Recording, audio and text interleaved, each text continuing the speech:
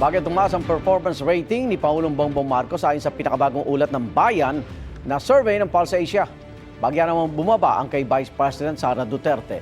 At batay sa survey na ginawa nitong February 27 hanggang March 2, 36% ang nagsabing nasisiyahan sila sa pagganap ng Pangulo sa kanyang tungkulin. Bagyang mas mataas kaysa sa 34% na nakuha niya noong Disyembre.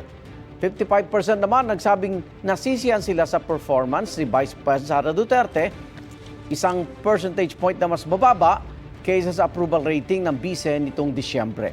35% naman ang nagsabi nagtitiwala sila sa Pangulo, mas mataas kaysa sa 32% noong Disyembre.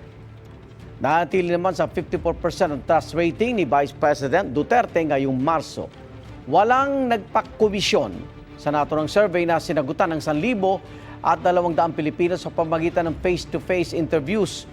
May margin of error ito na plus-minus 2.8%. Ilan sa mga malalaking pangyayari sa bansa bago at habang ginagawa ang survey ang pagbasura ng House Justice Committee sa 2 impeachment complaints laban sa Pangulo. Ongoing naman sa komite ang impeachment proceedings laban sa bise. Inanunsyo rin noon ng bise na balak niyang tumakbong Pangulo sa 2028, pati ang confirmation of charges hearing ni dating Pangulong Rodrigo Duterte sa International Criminal Court.